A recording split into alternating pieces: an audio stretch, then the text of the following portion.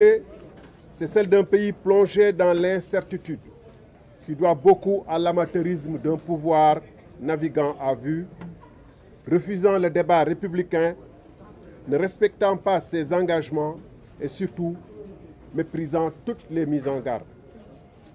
La presse a d'ailleurs été la première victime, la première à faire l'expérience des politiques de rupture du PASTEF, qui ne sont rien d'autre qu'une volonté de museler les voix libres et indépendantes.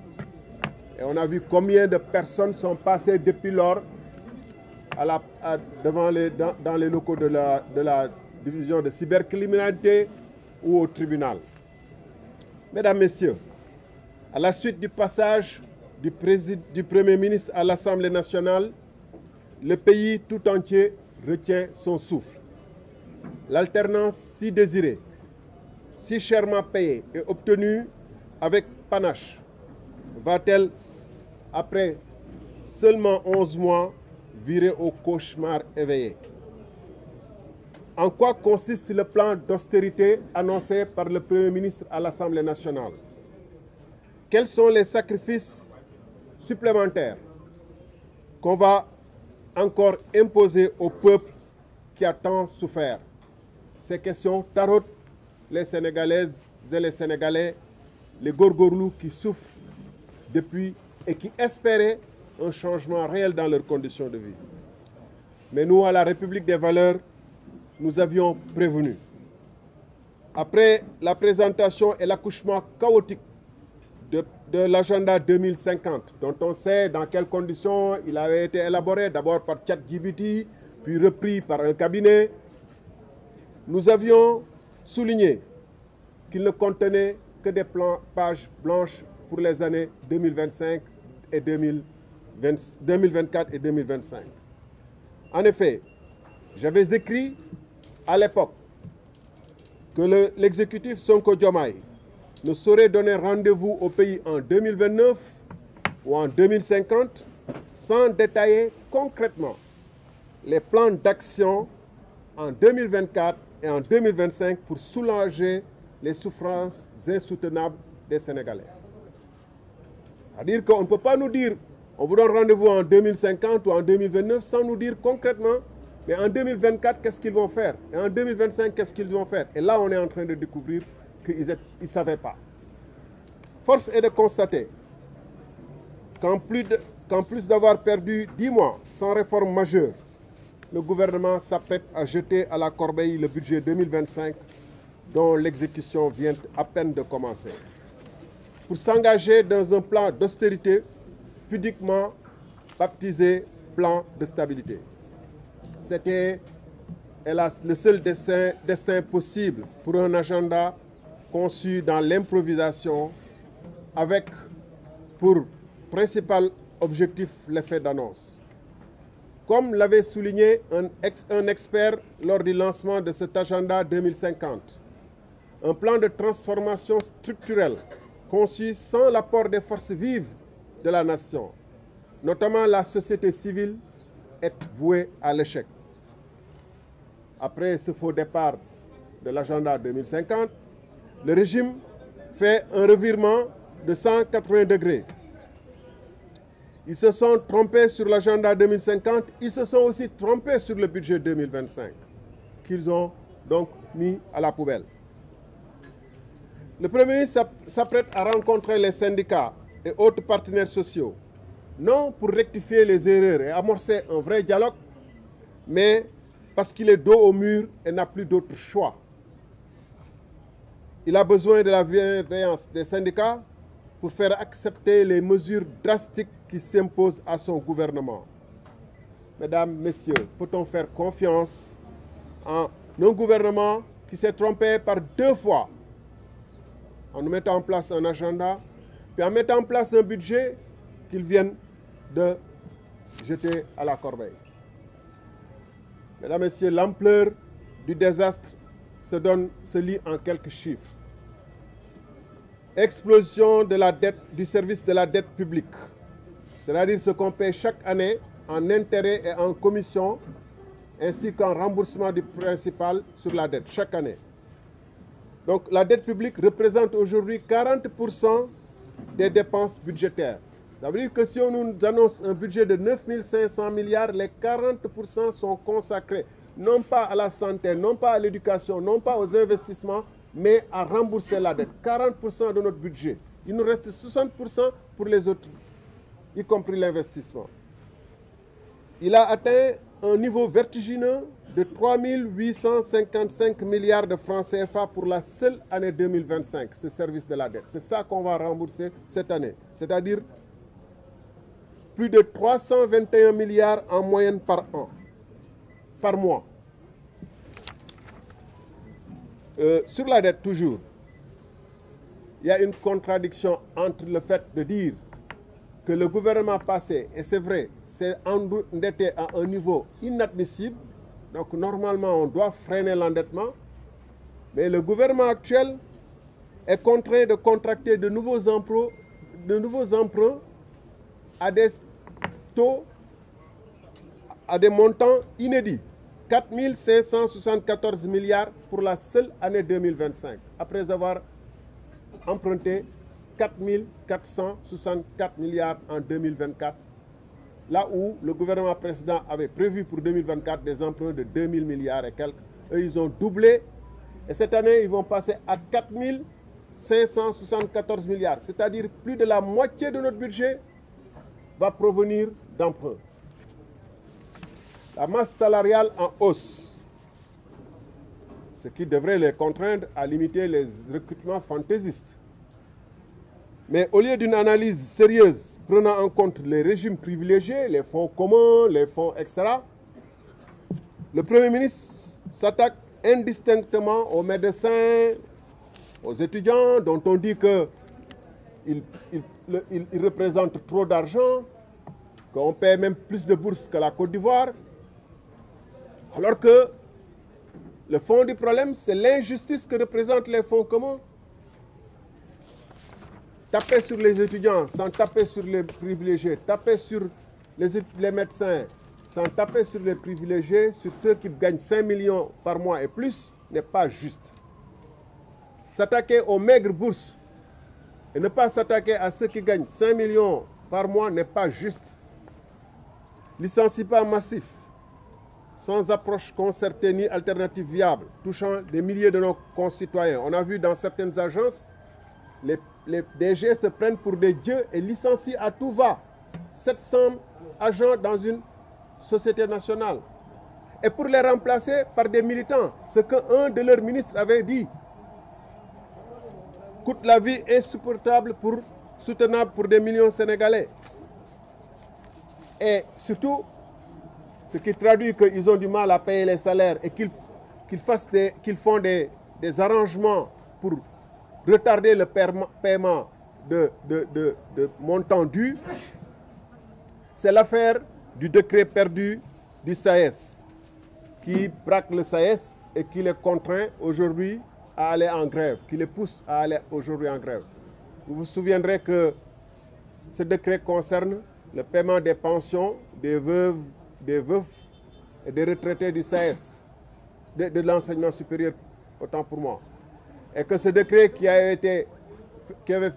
les termes du décret avaient fait l'objet d'accord, mais il est perdu depuis, soi-disant, plus de 6 mois, ce qui n'est qu'une façon de retarder le paiement parce qu'ils n'ont pas l'argent, comme ils retardent le paiement des bourses des étudiants. Maintenant, ils font perdre le décret. Et ils disent que le décret, depuis 6 mois, est perdu. Mais est-ce qu'un décret peut se perdre entre la présidence, la primature, le ministère de l'enseignement supérieur, alors qu'il est dans les machines et qu'il suffit de faire contrôle-paix pour taper encore, pour imprimer à nouveau le décret et le signer. Et j'en passe donc. Pour terminer sur les questions diverses d'actualité, j'allais dire, il y a la question de la plainte des 2 magistrats du Conseil constitutionnel. Vous vous souviendrez que lors de la présidentielle qu'on tentait de reporter, il y a 2 magistrats du Conseil, 2 juges du Conseil constitutionnel qui avaient fait l'objet en tout cas d'accusations de corruption. Et ils avaient porté plainte. Ça fait bientôt 1 an. Cette plainte est resté en l'état, ce qui traduit que le changement dont on parle au niveau de la justice, qui serait beaucoup plus indépendante et efficace, on voit bien que cette plainte-là qui concerne des magistrats eux-mêmes et qui n'a pas bougé, c'est une affaire à éclairer. Mesdames, Messieurs, la question prégnante, ou une question prégnante qui secoue l'actualité est la question de l'amnistie. Une autre question donc d'actualité est la proposition de loi sur l'abrogation de la loi d'amnistie. L'amnistie n'a jamais été une revendication populaire. Elle n'est ni un acte sincère, ni une démarche responsable au service de la réconciliation nationale. Elle visait plutôt à garantir l'impunité à des individus ou entités, ajoutant ainsi au crime commis un crime impardonnable pour la société, l'amnésie forcée. C'est pourquoi nous avons déposé un projet d'abrogation totale de cette loi, car la justice ne se balaie pas sous les tapis. Parce que la mémoire des victimes et des blessés ne se marchande pas. Les faits sont encore vivaces dans nos mémoires et le resteront pour toujours.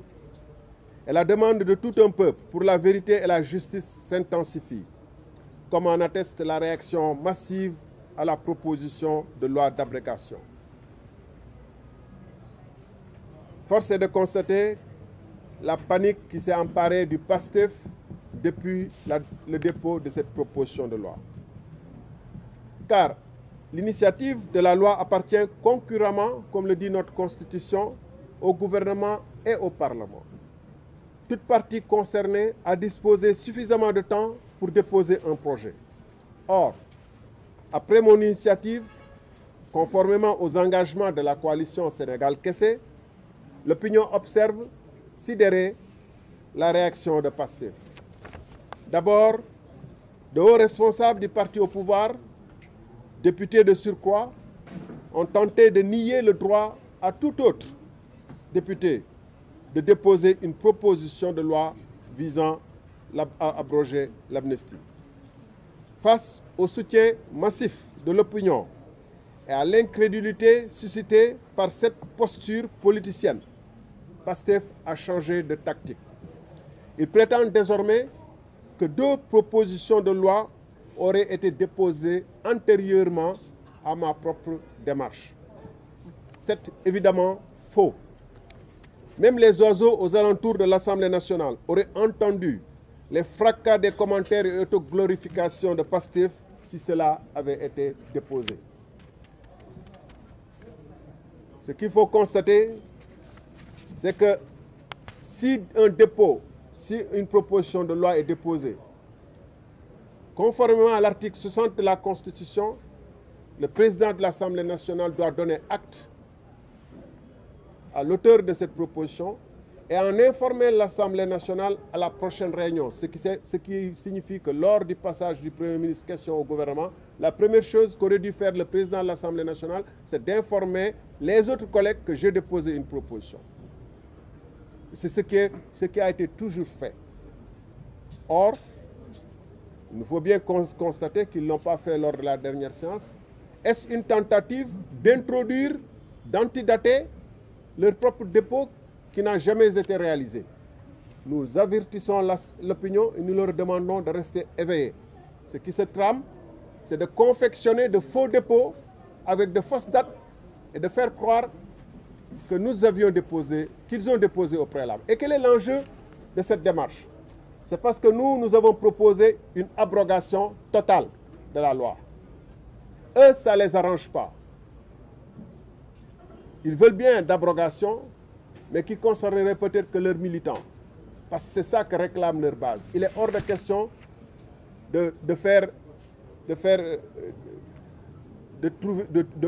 d'introduire des dérogations ou de pardonner certaines forces de défense et de sécurité. Or, maintenant qu'ils sont au pouvoir et qu'ils gèrent le système, ils ne peuvent pas pardonner à leurs militants ou à leurs responsables ou à d'autres individus et ignorer les forces de défense et de sécurité.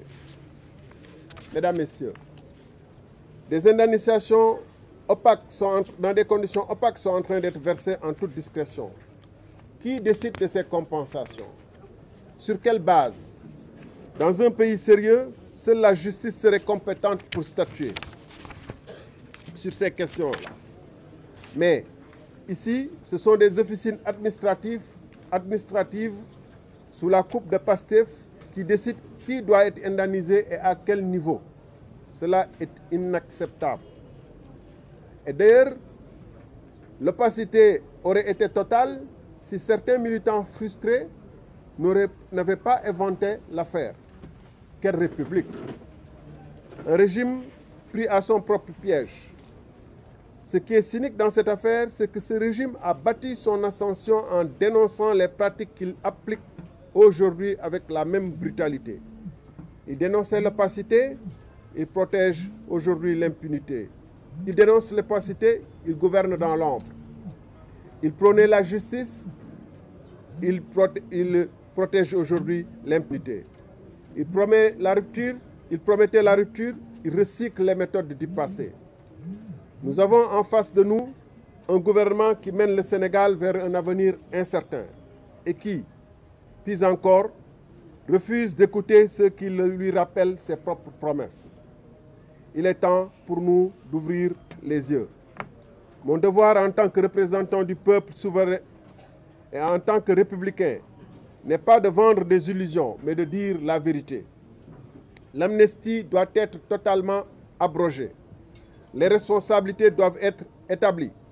La justice doit être rendue parce que c'est une exigence morale. Parce que c'est ce que le Sénégal attend et mérite. J'y veillerai et je vous remercie. Voilà.